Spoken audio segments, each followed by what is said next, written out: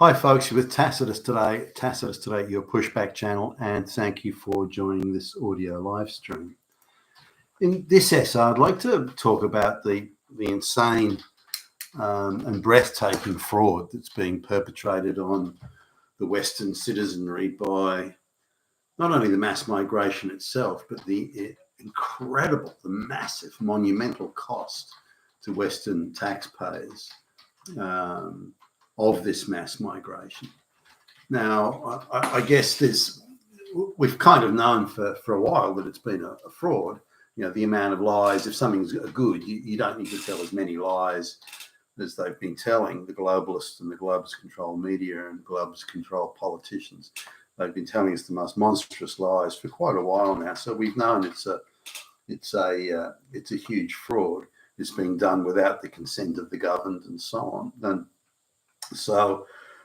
But it's typically been hidden what the actual cost is. We're told that it's a benefit. Again, more lies, but we're told it's a benefit that these are the highly educated geniuses of the world that are being brought in, which is, again, a grotesque untruth. Then we're being told that they're doing jobs. They're all getting jobs and doing jobs that the local white folks in the West refuse to do or won't do or too highly qualified to do. That, again, is an outrageous untruth. And we're told that they're all working, they're all paying taxes. It's a huge benefit to the community and to society as a whole. It's increasing the tax take, which means more money coming in. These people are doing vital jobs such as doctors and nurses and the like, and we couldn't get on or get by without them. All of its lies. All of its lies.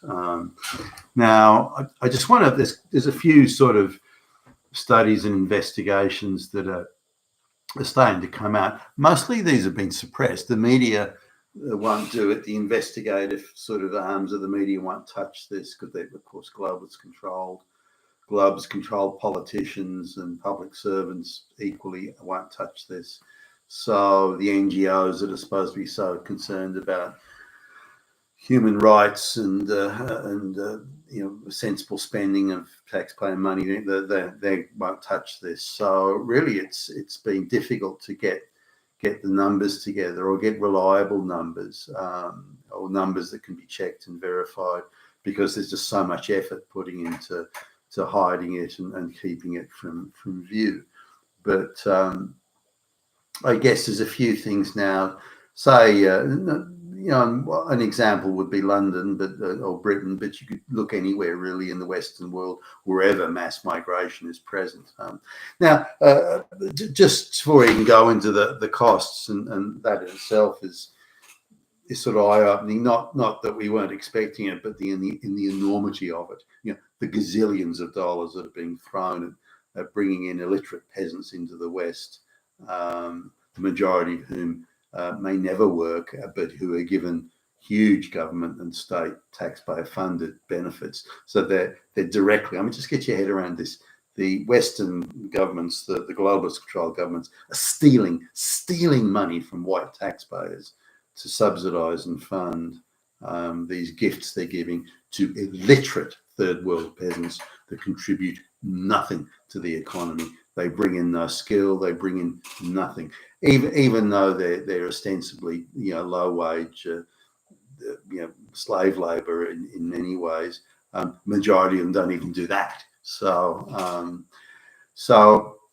in terms of if you sort of peel back the layers and look at various reports in Australia, the claim is between 3 and 5% of these mass migrants are productive, even within the first 12 months, and nearly all of, well, not even the mass, nearly all of those are from other white countries. When they come from third world countries, very few are productive, and jobs either have to be artificially manufactured and created for them, as they are for the majority of Indians that come to Australia now. They're just given public service jobs or given subcontracted jobs through scam, labour hire companies, and then employed by the government in these scam jobs through the labour hire fronts. And so masses of jobs are are just artificially good. They're not needed. They're just created for Indian immigrants that are being brought in to fill them, and who then swan around pretending like they've come to rescue Australia from all these lazy rich people. So let's just have a look though at the cost of this mass migration in a place like London. We're talking not necessarily just the cost of the initial putting these illegal immigrants in hotels and that sort of thing. Yeah, that's obviously a cost, and it's quite a substantial one that I've pointed out in a previous video, where if these people do even get to work and they work in the minimum pay jobs, which is all they can get. I mean, they're fucking illiterate in their own language, let alone English or German or French or anything. So they're only going to have minimum wage jobs. They're probably going to have jobs where their own people will horribly exploit them and again treat them as slave labor. So it's unlikely they will ever pay taxes because their pay will be packaged up with accommodation and food. So the laws come under the tax threshold. But let's suppose that they do get a minimum wage job and work and live, with some sort of independence or in some sort of racial commune or whatever. Then they're not going to they're going to have to work for 35, 45 years to even pay back the cost of putting them up and this is the average stay in the hotels and all the handouts they're given. But what happens after they come through the hotels and come out of the hotels? Because the government sort of doesn't want to spend the money necessarily, or doesn't want to be embarrassed by the exposure of how much money they're spending on this. And so these illegal immigrants, be they legal or not, actually, it doesn't matter, the whole mass, everything under the umbrella of mass migration. Where are they going to go? Now, most of them are going to go to social housing. So even though the mass migrants of some people who've arrived in this generation rather than in previous generations, people who arrived in this generation illegally or otherwise, more than 50% of government housing is being given to these people. So their first 2 years is being gifted in hotels with all sorts of taxpayer handouts of benefits for clothes and mobile phones and spending money and food and the whole thing. So they're given that free, funded by the taxpayer. Then after that, 50% of the available social housing in Britain, for example, or this is probably Greater London, I would think, looking at these numbers, is going to, again, these same illegals or the mass migrants that are arriving illiterate in their own language, ostensibly being brought out because they're skilled labour. They're nothing of the sort, unless you call sweeping a floor skilled. And even that, they probably have no real experience in. Most of them have never had a job in their lives. So the social housing is being given to these people. So they're going from approximately 2 years of living on government handouts to then going straight into social housing. Now, between 2/3 and 3/4 are what they call economically inactive, or they don't have a job or don't have any form of income or not a recorded income. At least I'm sure they're doing all sorts of illicit things under the table, but nonetheless, so they're given this social housing. But then they're given, now social housing typically in Britain as a case in point, and in other parts of the world as well, is usually available at sort of around 20 to 25% of what the market rate might be. So if the rent in that area is say $100 a week, then the social housing is available for $20 to $25 a week, assuming you have some form of employment. But if you don't have any employment, then it's free. So these people are living in houses. These are people from dirt mud huts from the third world. They have flushing toilet, a light that switches on, electricity, running water. This sort of thing is like, wow, it's a serious wow factor. They're just not used to it. Something they've only seen on videos on the mobile phones and the one television maybe that was in satellite TV that was in the village that only works a few hours a day. So they're getting now for these people, many of them spend a lifetime doing this. So these illegal, peasants or mass migrants have been brought in through scam importations. They're being brought out and given social housing and benefits that are meant and designed and developed for, conceived for the local domestic population with lineage in that country, whether it be Britain or anywhere else.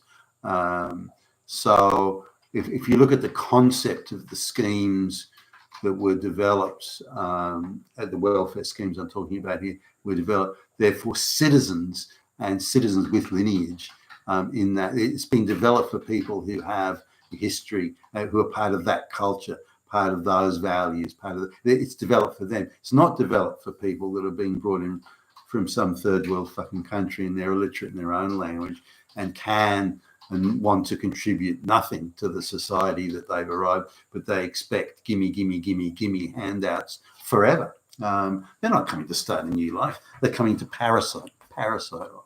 And they're encouraged in this view by United Nations and NGO agitators.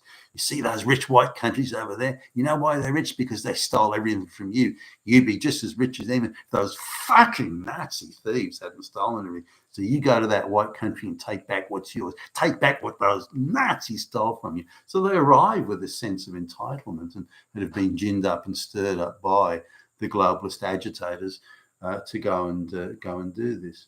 So we're looking at more than 2/3 of these migrants, so-called migrants, being 100% subsidised with things like free housing. So there's a tiny proportion of them are actually working in the real economy. Now, they may be working in the underground economy, so that can't be dismissed, but that's hardly a benefit for the exchequer, for tax collection or things like that. So it's creating an unsustainable parallel economy that, if it's exposed to real market forces in a market, capitalist market economy, those businesses and ventures would fall over. So it's effectively the underground black market that exists in oppressive societies.